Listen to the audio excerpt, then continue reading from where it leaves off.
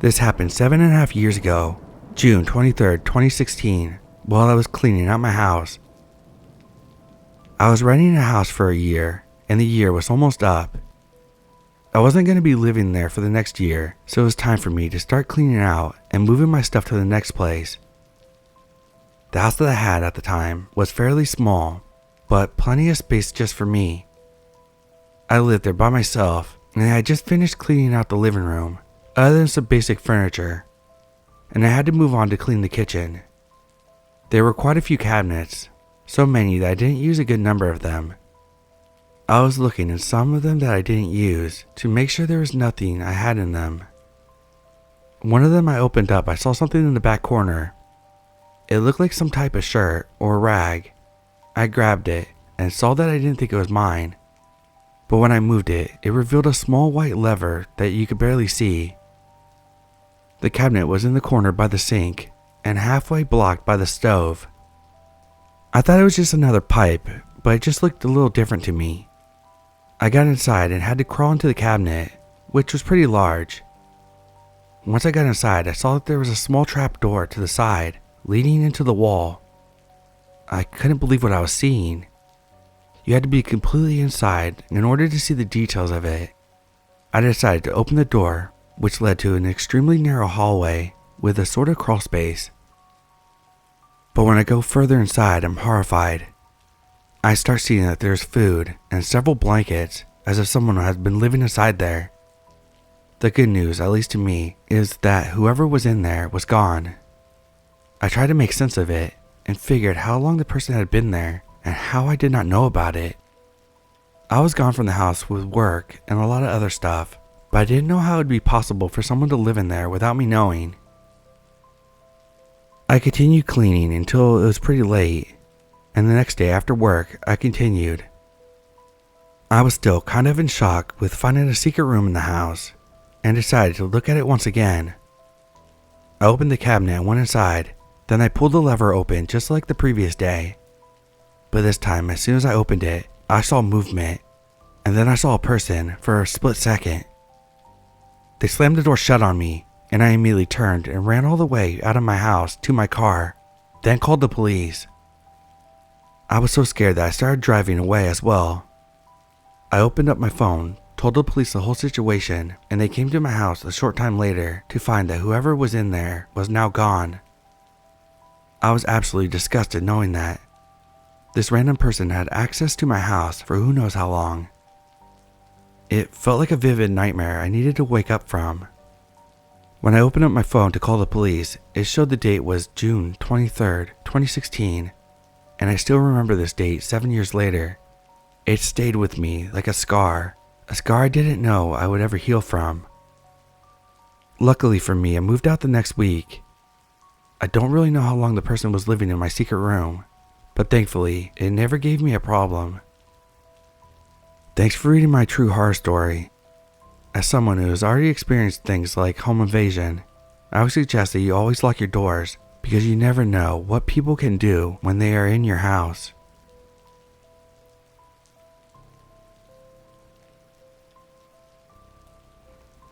It was early 2020 and I had just gotten a new job in a small town near my area. While looking for a place to live, my sister offered to rent her house to me. She had bought the house 2 years prior, but her and her husband didn't really take to it as their commute to work was way too long, so they moved out and the house was uninhabited. Luckily for me, it was actually pretty close to my workplace, around 40-minute drive, and my sister pretty much rented it to me for free. I just had to pay for water and electricity and look after the house. I was living there for a solid 2 to 3 months and had already gotten used to it. One night, after coming back from work and parking my car, as I walked towards the door, I noticed something odd. There was a cigarette butt on the curb to my house. I leaned down to pick it up, thinking it might have been one of mine, since I'm a smoker. But after looking at the brand name, I realized it wasn't mine and just threw it away. I didn't think much of it and just shrugged it off as some asshole throwing it on my curb. I went on with my night and nothing unusual happened. 2 days later, I was once again walking to my house when I spotted more cigarette butts, this time near my porch. Needless to say, I was pissed off and thought someone sat on my porch and smoked, but since I didn't know who they were, there was nothing I could do about it. I noticed that they were put out pretty recently, so it was probably someone who walked off as I was approaching. That night, I was watching a movie on my laptop, and it was pretty late, past 1 a.m., so I was surprised when I heard a car passing by. It's a suburban neighborhood, but it's during COVID time, so people rarely ventured out at night. I didn't think much of it. Around a half hour later, I was surprised when I heard chattering nearby. I listened intently, but I couldn't hear what they were talking about as their voices almost seemed muffled and quiet. By this point, I was getting a bit unnerved, so I stopped the movie and quietly got off my sofa. I walked to the front door to make sure it was locked. As I was approaching the door, I froze mid-step as I heard the two approaching my porch and reducing their talking to a whisper. I realized right away that whoever this was wanted to break in. I leaned against my front door and waited, expecting a loud bang against the door or the doorknob to be shaken, but it was oddly quiet. I decided to walk over to the window to see if they had walked away or changed their minds. My windows have bars on the inside that you have to unlock so you can move the curtains or look out the window comfortably. I slowly unlocked the bar mechanism and lifted up. I moved the curtains and was taken aback. Leaning up against the window was a man. He was as startled as I was because he basically started over his steps and jumped back. He tightened his hoodie to cover his face, so all I could really see was his big blue eyes looking at me. His friend realized what was going on and right away started kicking the door in. He kicked it a solid 4 to 5 times, but the door wouldn't budge. All the while, I'm staring at them frozen in fear and trying to comprehend the situation. I snapped out of it and slammed the bars to my window, locking them, then running upstairs to the storage room where I pushed the table up to the door and called the cops. As I listened and expected the two men to come inside any minute, I heard a loud crash and the bars from the window being shaken aggressively. When they realized they couldn't get in, one of them let out a long, angry scream that probably woke up the whole neighborhood. By the time the cops came, they were long gone. The police couldn't find out who it was, but were more active in the neighborhood in the following weeks. Regardless, I wasn't too keen on staying there, so shortly after I moved out. My sister sold the house a few months later, and as far as I know, nothing similar ever happened since. I honestly don't know what they wanted or why they were so determined to get in, but whoever it was, let's not meet again.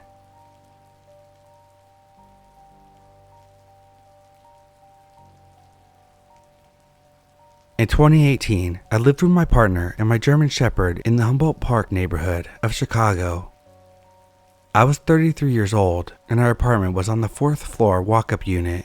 Very typical low-budget Chicago rental in a changing neighborhood. The layout of our building is going to matter to the story. Our building had about 12 total units.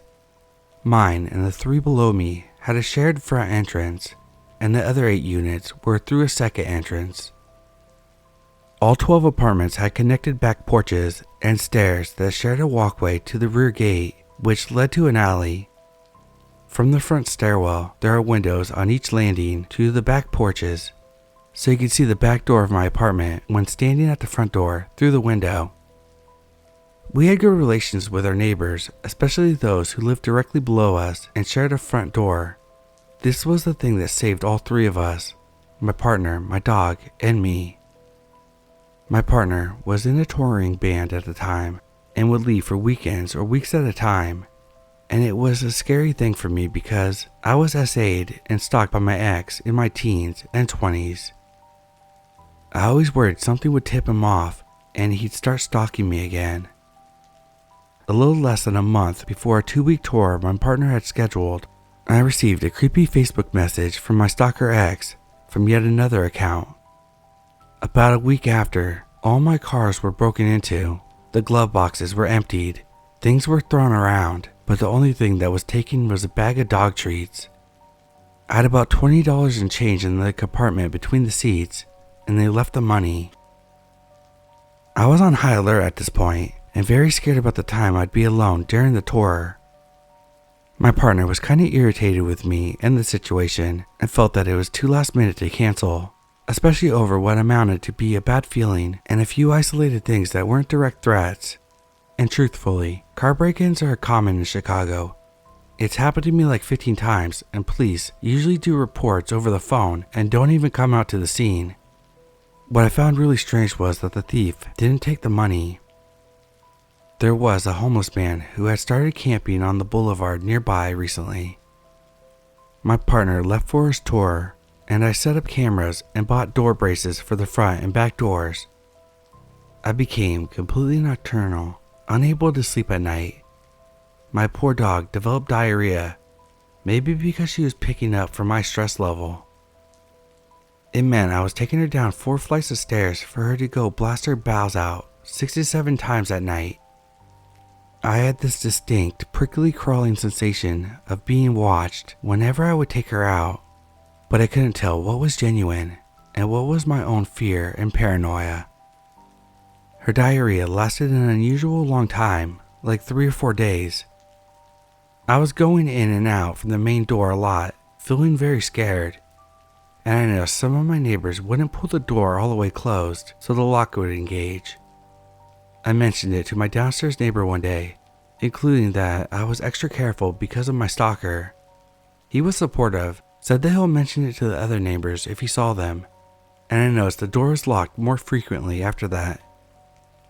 My partner came home about 11 a.m. on a Sunday morning, and about 8:30 a.m. that morning, my first neighbor's place was burglarized. He was a metalhead dude who collected instruments, sold weed and psychedelics, and lived alone. I guess he went out for breakfast and left the door unlocked. While he was gone, someone had come in, eaten his leftovers in the fridge, took a coat and a pair of boots, took his college diploma, but left the $500 in the same cabinet. They left all the expensive musical instruments and mixing equipment, left the drugs, but did take a set of keys. The keys were to the same first floor apartment, and the master key to the front and back gate. My neighbors ran into each other right after the break-in, and the second floor neighbor said, "Go tell No Donut because she has a stalker." So my metalhead neighbor came up to let me know what happened. My partner had just gotten home from his tour when he knocked on my front door. I jumped out of my skin, but looked through the peephole, recognized him, and the 3 of us stood in the stairs at my front door while he told us about the break-in. We jabberjawed for a while, about 15 to 20 minutes. While we were talking, we heard the front door open and close below us, but thought nothing of it. Then we saw a man climbing up the back porch steps to my back door through the window. There was no other apartment that he could be going to, and he had walked past all 11 more accessible units on his way to mine. He was not my stalker. I did not recognize him, but the image is burned into my mind. He was wearing flashy black and white high-top sneakers, not the ones stolen from downstairs. His coat was oversized and hanging off his shoulders. We locked eyes through the window, and he froze halfway up the stairs to my porch. He slowly took out his cell phone and called someone as he slowly turned around halfway up the steps. He walked back down the stairs in artificial slow motion, like he was pretending to be nonchalant, and bolted into a sprint as soon as he hit the porch below mine. My neighbor ran downstairs, dialed 911. My partner ran through the apartment to the back porch and saw a sedan and a windowless van pull out from a sketchy building 2 doors down. Both cars floored it out the alley. We didn't get the plates, but the cops said it wouldn't have mattered. There wasn't a crime committed and nothing concrete to justify stopping them. They very condescendingly explained this to me as they took my statement later. My neighbor is the one who actually called them and has the police report. My partner and I were considered witnesses. For a long time, the thing that scared me the most was the tool that my neighbor found when he went running downstairs. It was a 2x4 piece of wood cut to about 2 feet, but about 6 inches of it had been made into a handle. It was like a paddle, and for a long time I couldn't figure out what it was, but I'm pretty sure it was to ram the door jambs and locks. When I looked at my door afterward, it looked like the frame had been repaired, like it had been broken open before. It seems like they used the master key to place the ram, get someone at the back door to catch me if I tried to run away, and they'd break in my front door and go forward with whatever they planned. When we caught them, before they could catch me unaware, they seemed to abort the plan. I suspect they'd been watching me, especially while I was taking out my dog, and figured I was alone. It was a pure coincidence that my partner had gotten home 30 minutes before this. I feel we all could have been horribly injured, or worse, had we been trapped inside and they had gotten the jump on us. Nothing else ever came of it, except my landlord refused to change the locks, but he did agree to let us out of our lease. I moved out of Chicago, and now I have added a younger dog that I'm training to do some bite work. My house is surrounded by cameras and floodlights and wingnut neighbors, so whoever was on my back porch and whatever they had planned, let's not meet.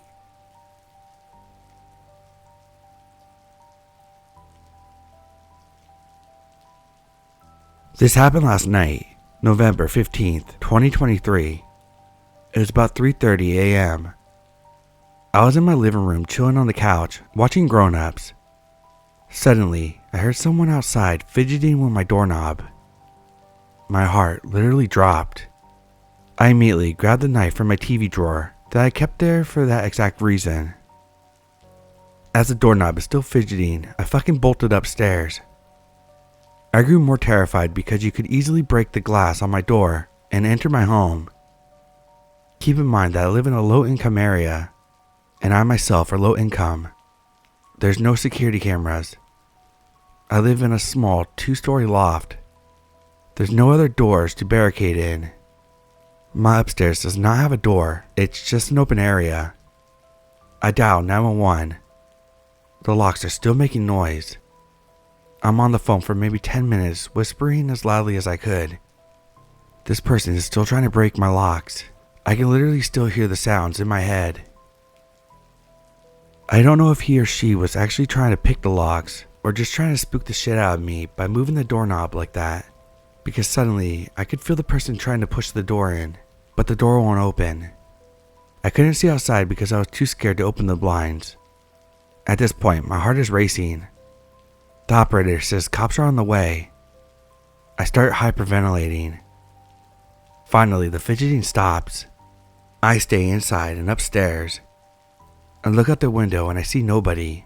I can't really see at all because it's so dark. Cops show up later and ask me if I'm on drugs, but I'm actually completely sober. I had a basketball game, so I didn't partake in any substances that day. Keep in mind, I drink lightly, sometimes heavily, about 3 times a week, but no weed or anything else, and I've refused to take a sip ever since because of how spooky this was. I feel like I owe it to myself for staying on my toes.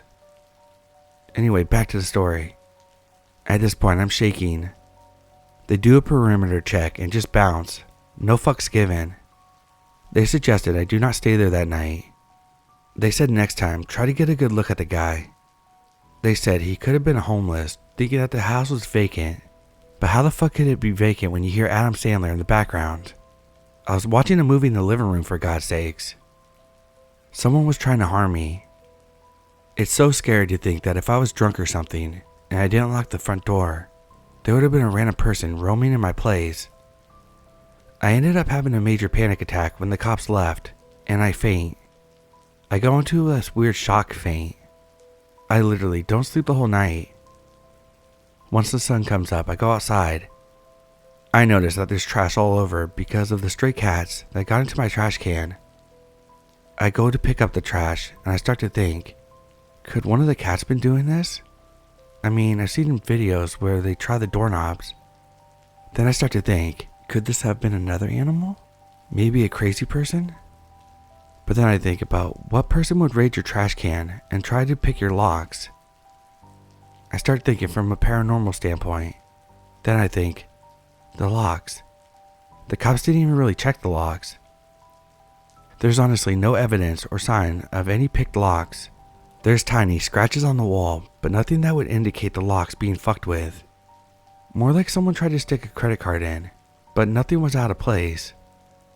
I start to think, Was something or someone just fucking with me? Like as a joke? Not even trying to get in, just playing a weird ass mind game with me? Was this some type of visitor or something else? A fucking ET? I mean, come on. At this point I'm just paranoid, right? Some motherfucker was trying to get into my home. I'm spending a few days at my mom's house. I'm so fucking spooked. I haven't slept in more than 46 hours. I'm a relatively happy, lonely 23-year-old guy, I guess you could say. My mental health isn't the best, but I've never been diagnosed with anything. I mean, what are we talking about here? Do you think it's possible that I could experience auditory hallucinations? Is there any chance that I actually might have been deranged to where I think someone was actually attempting to break into my home? I usually don't post shit like this on Reddit, but I feel like this is a good place to vent. Fuck it.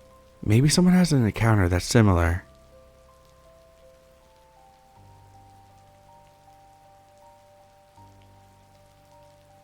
I'm still pretty jarred from this experience, but I figured it would be easier to share about it than to keep dwelling on this.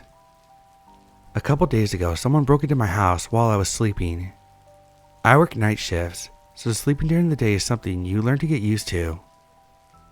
Around 6:30 p.m., I heard what I thought was a loud knocking sound that was coming from outside, and my dogs were absolutely ballistic. For reference, I live in a farm out in the middle of nowhere. My closest neighbor is a half-mile away. But back to the story. I somewhat wake up, but don't really think about it since my neighbors like to shoot their guns, and this is during hunting season.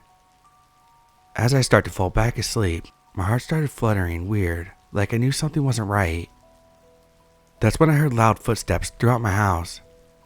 The dogs are still barking, but start to quiet down. That's when I really begin to worry. When I think my dogs would protect me in a time like this, fat chance. The footsteps stop on the other side of my bedroom door and don't move. I think this is how I'm gonna die, and although I had a weapon in my room, I couldn't really get it without being heard. It felt like an eternity before the steps moved around towards my brother's room. Rustling can be heard loudly through the house and things being thrown. I knew they were in my brother's room. Some of his friends are into seedy situations, and I knew it could be one of them. I heard the footsteps coming back to my door, and the doorknob handle moves. I immediately turned my back towards the door and closed my eyes tight, a hand over my mouth to stop me from screaming. The door opens, but that's it. He just leaves, and a car drives down the road. I finally bucked up enough courage to get out of bed. Everything in the house, except for my brother's room, was undisturbed. Immediately, I called my brother and asked him if any of his friends were coming over. He said not that he knew of, and I told him what happened. He got off the phone with me and started calling around. I went back to bed and noticed I still had my window cracked from earlier, and I realized I had my sheet off of me and only wearing a t-shirt to bed. If this was who I think it was, this wasn't a random event. One of my brother's friends has always had eyes for me, and the fact that he saw me sleeping in just a t-shirt makes me freaked out. Whether or not he took something from my brother's room or knew I was home sleeping before having to go to work that night, I don't know. Sometimes country life isn't so safe after all. Update. Sorry y'all for the late update. It's been a crazy week, but thank you for being with me. My brother got back with me with the news I absolutely dreaded hearing. None of his friends said or claimed to have been in the house at the time of the incident. So now I'm even more afraid of who it was in the house and what their intentions were. They could have just been scoping out the house during the day. I just hope I don't have another visit like this anytime soon, but if there is the next time, I'll be sure to be ready for them.